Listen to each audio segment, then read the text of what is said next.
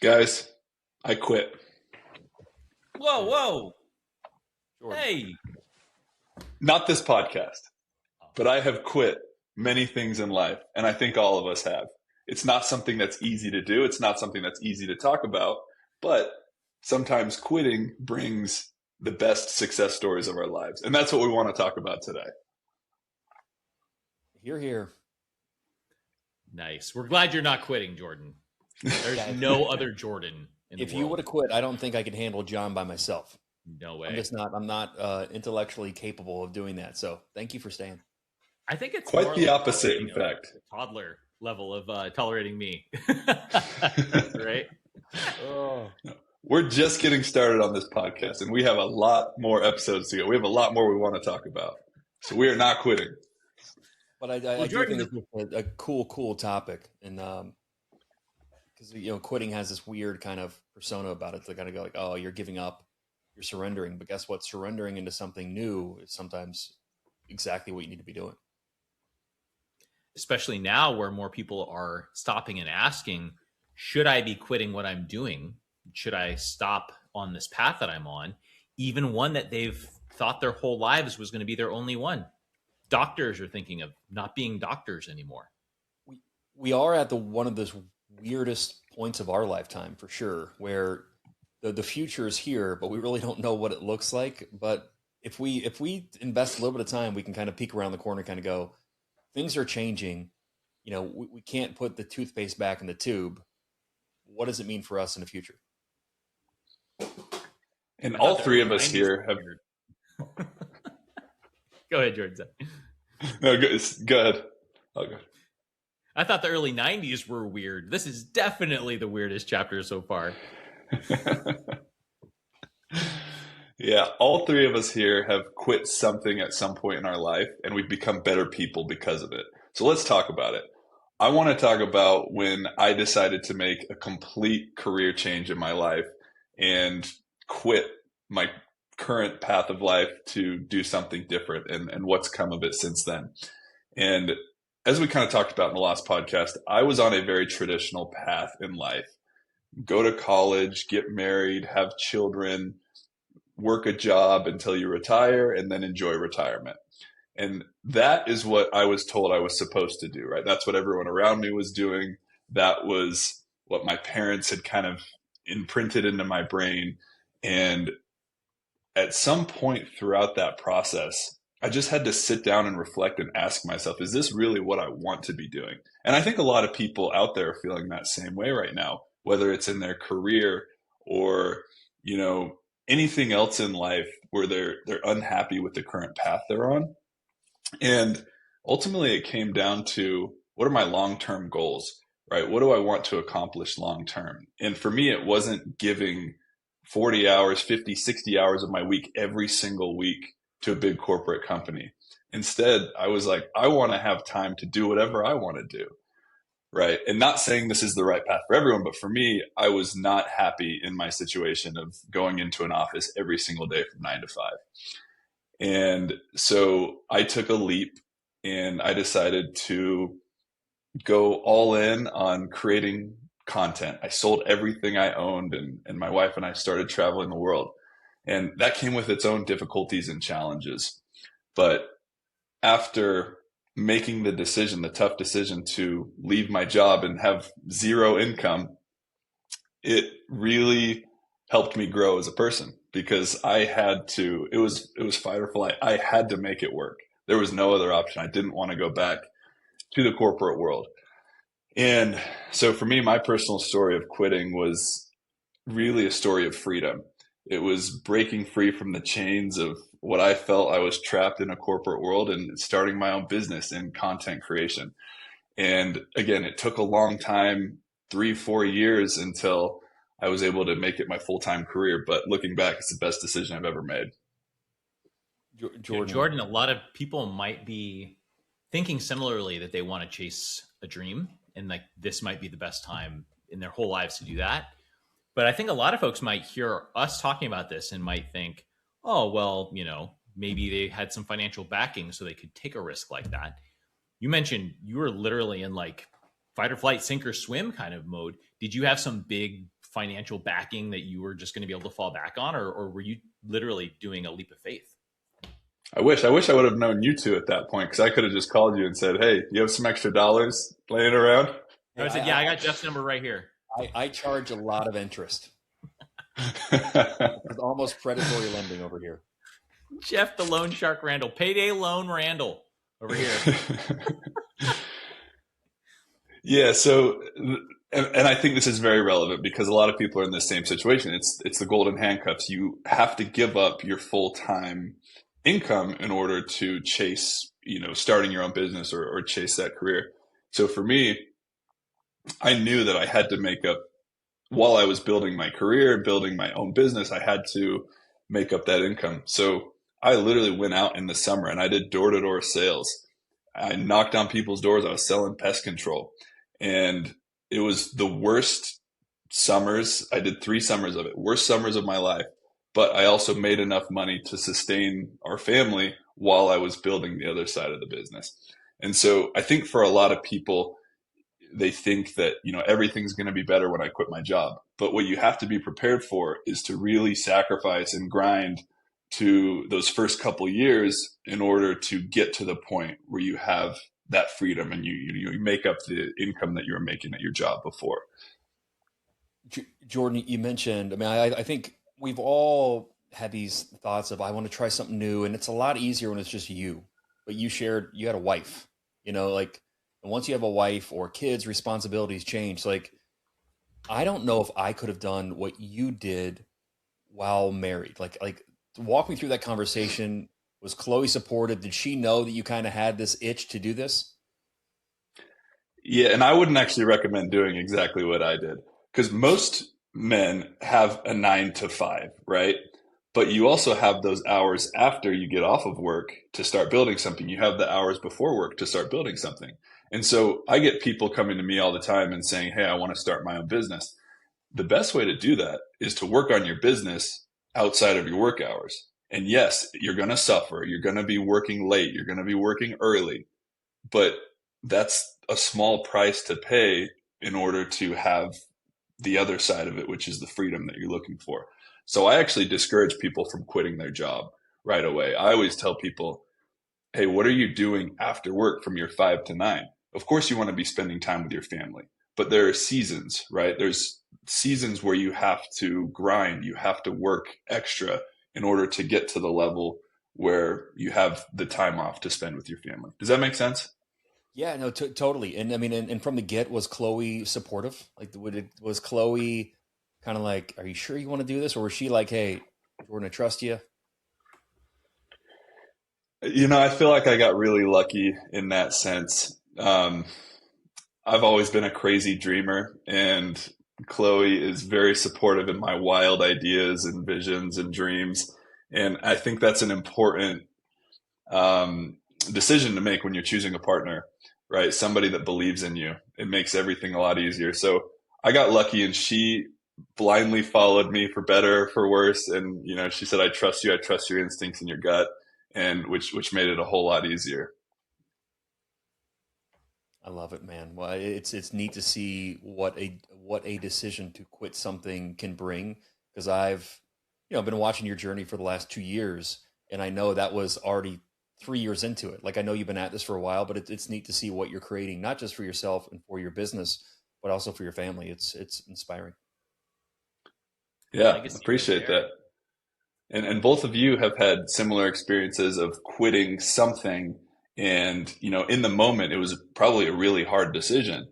But looking back now, was it the right choice? So I'd love to hear from both of you on your journeys as well. Jeff, would you like to go? Do you want to quit first? Happy to, yeah. I'll and mine's a little different. But it's probably something that a lot of people who are watching have experienced in one way or another. I quit alcohol. Actually going on 10 years this spring. And Nice. when I quit drinking, like I never really considered myself that I had a problem. It's not like I drank every day. Um, I could go days or weeks without drinking, but when I drank, I just wasn't good. Like if I had one drink, I wanted to have 10. And for me, the aftermath, the emotional hangovers, the psychological hangovers, um, and the just bad, like waking up and not really knowing, gosh, who did I talk to last night? Looking at my phone, did I, drunk dial anybody? Um, these were things that just kind of got old, and for me, there was a final moment where, I had a 6 month old at home, and like I woke up and I didn't remember how I got home, couldn't find my shoes. Like these are things that are super embarrassing, especially as an adult, especially as a dad, as a husband. And that was the last time I had a drink. And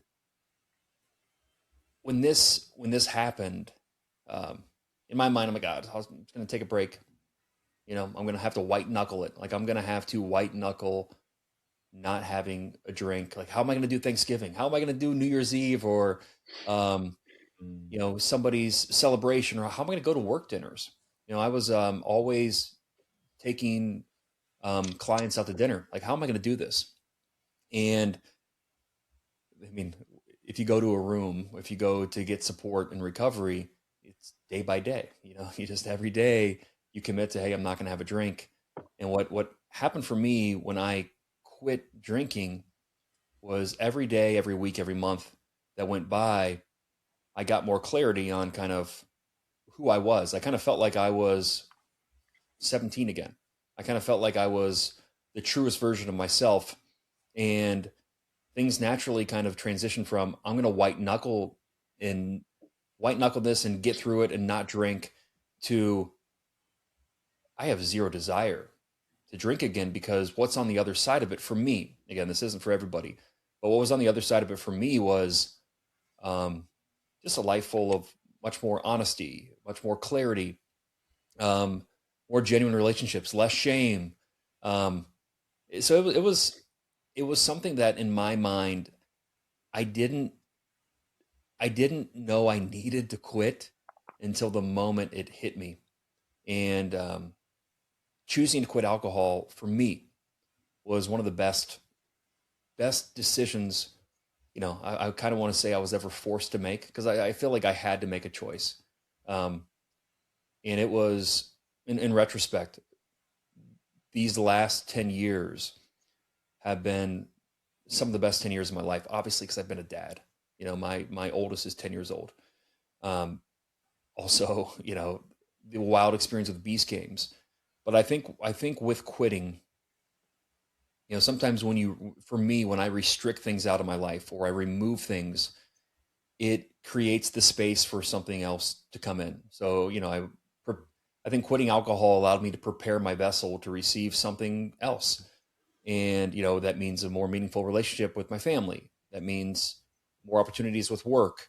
So I never, in my wildest dreams, thought that quitting something would bring me this much fulfillment. But yeah, quitting alcohol, hands down, was one of the best decisions of my life. Thank you for that vulnerability, Jeff. I think that whether or not we would maybe call ourselves dependent upon something, or maybe even a word like addicted to something, there's that moment where something is either more or less important than that. And when that changes, if it's such a gift to realize that. And maybe we've all navigated that to some extent. Sometimes it's something really like a powerful chemical. Then again, there's stuff out there that we might not think about that would be addictive, like gaming or gambling. That, your phone, yeah. Seriously. That dopamine hit. You ever like feel irritable when someone's trying to talk to you while you're using your phone? That's dopamine interference, right? That's a wild one, man. Did you? And then Did you you look at really? what you were. Oh, sorry. Go ahead, Jordan. So I was going to say, and then you look at what you were looking at that got you frustrated that someone's trying to talk to you, and you're just scrolling on X or Instagram. It's nothing important, right? Why? And I'm guilty of this. Why am I getting upset that you're trying to talk to me and I'm just looking at something that means nothing, right? That you won't remember in 8 seconds. That's incredible. Jeff, did you do anything? You just like muscled this thing. Was there any sort of like affirmation or mantra or anything that you changed about life in addition to this mindset paradigm shift that you might recommend people consider who might be navigating a similar? Yeah. I mean, I think it's really hard to do alone, for one. So, my aunt, which is, gosh, so this is, I'm getting goosebumps thinking about this. So my aunt was my uncle's second wife, and they lived in LA growing up. And I never really, I might have met her 3 times in person.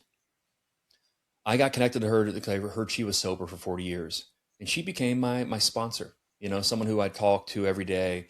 And her and I, she's 45 years older than me. Her and I became like fast friends, and just, we had this instant connection that was just so special. And yeah, Linda, I love you. It's one of these things where she helped me, and walked me through it, and because she's been it. And and I think one of the things about being dry or sober or in recovery, however you want to word it, if you go to a room, if you go to AA, the biggest gift you can give is to help the alcoholic who's still suffering. Like, how can you be there for others who don't want to drink? One cool thing about recovery is it starts with desire. Like, the only requirement is you have to have the desire to stop. If you have the desire to stop, there's going to be people who want to be there for you. And I think, not to get too philosophical or spiritual, but I think for me, like, this is where I think AA or quitting drinking has been really instrumental for me, because I think everything starts with desire. Whether you want to, I desire to quit my job so I can create travel content. The desire is the root. And then for me, the next step is restriction. How do I restrict doing things that I used to do to make space for things that I say I want? And so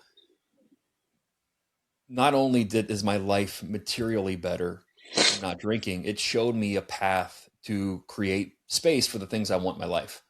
So to answer your question, John, yeah, my Aunt Linda was huge. She helped me, and then also just surrounding myself by people who support me. And I thought that people were going to give me a hard time.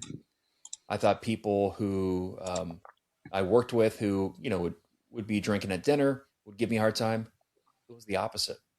Like, people, you realize how much people care about you, or your friends care about you, because they want what you want. And I think that's like the ultimate definition of love or friendship, is if your friends want what you want for yourself, man, they're a true friend. And that's what I learned who my friends were. And it was, again, like I say it all the time, there's beauty in the bumps. This was a bumpy time for me. And in retrospect, it was one of the biggest blessings I could have ever gotten, was that final drink I had to get onto the other side. If you can get on the other side and go, man, I'm grateful that I was a bad drunk because it helped me get sober and have a better life. Like, that's kind of where I'm at. And I wish that for anybody who wants to stop drinking. Excuse me.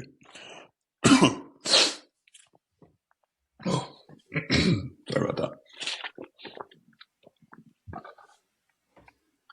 And I feel like I'm on this podcast without any clothes. It's a very, I'm sharing a ton, but hopefully if it can help one or two people out there,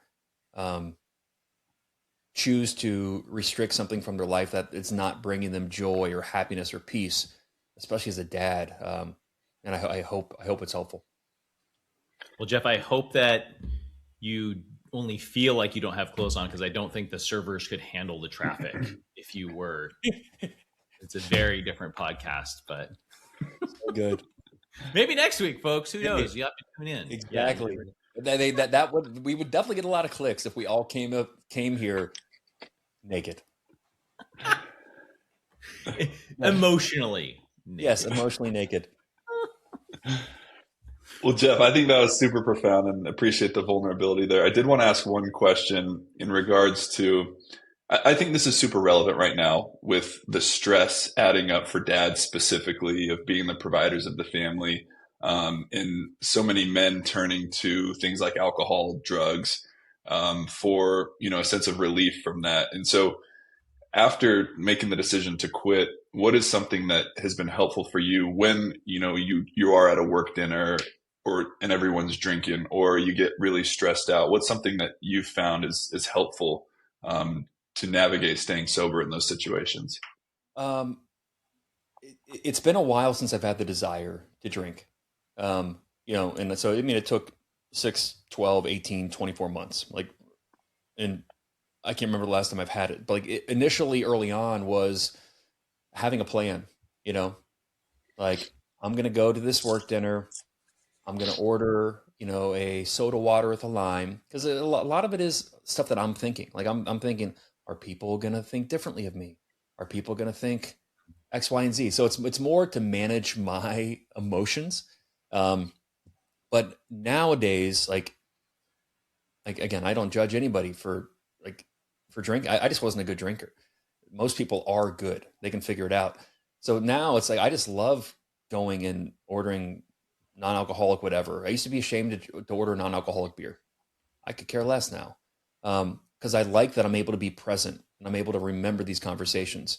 So I think if you are considering or you're trying to quit, is to have a plan, and lean on people. Like it's I've never seen anybody kind of get on the other side of a drink alone.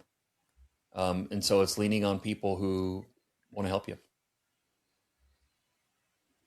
Yeah, I think that's an aspect, our sort of mission statement here, or our motto on the Dad Squad cast is brotherhood, mission, legacy. I think when people think of brotherhood, sometimes the barbecue or the tailgate or who knows what comes to mind. I think that the days that we can connect to our tribe and find our strength in our communities, our micro communities, our faith communities, our broader community with anything that we identify with, it's pretty tremendous how many people are waiting to help because they want to be part of your story. Like Linda, big ups to Linda, by the way, if Linda's listening, like, wow. Right. Amazing. And I mean, I just even thinking of, I can picture where I was having these conversations with her. She didn't owe me anything and she was there for me. And, yeah, it reminds me, it's been a while since I've seen her. I need to go visit her and go out to dinner. Love that. Well, thank you for sharing. And of course. Yeah. John, you want to lead us in, lead us out per se? Like, what did you remove yourself from? Talks about your quit. Yeah, it's interesting, even just in the context of the conversation here about opportunity and the sacrifice to access it, and addressing a change that you had to make, and the motivation and inspiration that went into that. My own thought about my story has changed, but so my story is a little bit more skewed towards, and I'll use the word, an addiction to success at work. And that's because anything you're addicted to is something that's going to come at a cost. And sometimes that cost can be tremendous. It can be your family. It could be your job. It could be your life. And I think we don't always attribute work to that list of things that might fall under addictions. But for me, I think at one point coming up as a kid, I wasn't super academically successful, didn't come from a very strong socioeconomic background, lived in a really small rural area in Northern California, a little city called Paradise. And ultimately, what that manifested as was somebody who was very, very eager to prove to the world that they were able to succeed. And that was connected to title.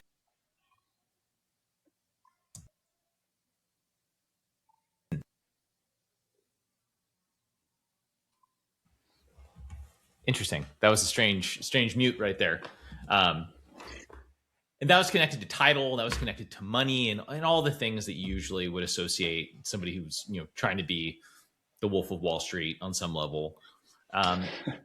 And at the time, and I'm going to be a little bit vague about some of the personalities here because of the content, and I want to protect some confidentiality. I had just come back from essentially 2 years of very, very heavy work with Apple China. And this was really focused on building out the leadership hiring structure, really focused on creating sort of boots on the ground in a place where there wasn't a lot of representation for the brand initially. There was plenty of other brands, but Apple wasn't really there. So there's a lot of work. It was very rewarding, but it was all consuming. And I also had a family at home. And sometimes those two things don't jive well. And Jordan, I'm sad to say, I was on the opposite side of the taking the chance. I was so all in, I stopped looking around to see what was really going on because I thought that I was doing what I was supposed to do. I thought I was making bigger paychecks and progressing financially and becoming more stable, providing more safety. Well, that's all well and good until I came home one day. This was after an extended, I think I was gone for 4 or 5 months this time. Came back and without revealing any names, after a day or two of being home, I was doing some laundry and I found a note that was a suicide note that was addressed to me. And it was a profound wake-up call. This was a plan, not something that had happened yet. And it did give me the time to get involved and to change the course from what was laid out in that plan. And, you know, I have chills thinking about that because had it not been for one pocket check on a pair of pants, that would have been a completely different story, I think, or at least it could have been. And that in that moment, I didn't quit my job, but I was on a really specific track. I had laid out, I knew exactly what my next 5 or 6 years were going to be. I worked with amazing people for an incredible brand with unbelievable opportunity, which all of us should be so lucky to ever have a moment to even experience this, let alone make a choice. And I had been doing this working toward a very specific role. There was a big leader job, as we would say at Apple. And that was an even bigger version of what I was doing. And, you know, a week or two after that moment, when I had to stop and say, hey, everything has to stop. So I took a leave of absence for the first time in my career, stopped and said, hey, and everyone around me was, to your point, Jeff, completely supportive. There's taking a knee when you think you're the quarterback is not fun, especially if you pride yourself on being like an unbreakable worker or being some sort of a leader archetype that you've built up in your own mind, right? We all think we're Captain America, and we're usually probably Ant-Man at best. And that was certainly me. And in taking that knee, you know, some 2 or 3 weeks later, the call that I had been waiting for years did come. And it was an offer to come and do that thing. But it meant being gone, either moving everybody to another country permanently, or me being gone so much that there was just no way. This was the most binary choice I've ever seen. Either I was there where I needed to be or I wasn't. That was it. And much, Jeff, it sounds like you waking up that morning, that was that moment for me where I had to say, I have to quit this path that I have been pushing for so long. And it was hard because of the different identity that came with that. And it was also the right choice under any circumstances. And so that was an I quit moment where, you know, those opportunities, they don't always come around on clockwork like a German train. Like it's not something that shows up every quarter or every even year. That's one that never came again, and that probably won't. In those moments, I think that we, especially as guys, maybe are served by stopping to say, let me focus exclusively on what was accomplished by making a choice like that, and to feel so grateful for being able to make a choice, to have had an opportunity, to have been in a great spot and then to made that choice with enough time to shift where that was going. So in any event, I would say for anybody who stops and looks around, there are warning signs. And if you wake up in the morning and you feel like I'm doing something that maybe I know I'm missing out on something big, just pause once in a while and really take stock of that. I would actually recommend for anybody who's in a similar spot, for any users of Claude, I recommend actually just throwing in a simple prompt and then following and building it out. That sounds a lot like this. Act as Tim Ferriss. Analyze my career. Ask me 10 questions about what I'm doing and help me stack that up against what I want personally. And then watch what happens. And pretty quickly, you may notice a sharp divide, an almost tectonic split between those things. So yeah, I quit. Not this, that. I love it. It's crazy what a little bit of values work can do. And I think like doing values work, usually you had to have like a psychologist or a psychiatrist to take you through. But to your point, like throwing that into Claude, you can figure out how aligned or how apart you are from what you say you want. And it doesn't, and then part of that might be, do you really want what you think you want? So it's yeah, John, great share, man. It's hard. It's hard these days to really figure out what we should be doing, not only for ourselves, but for our family, and, trying to cast aside what society deems we should be doing. So appreciate you sharing that. John, quick pause. Do you need to go? Okay. I can take us. Do we want to do a super quick Hot Dad's hot take where we just drop a one-liner and then bounce? Yeah. Okay. Yeah, we can do it. Well, with that, let's wrap it up.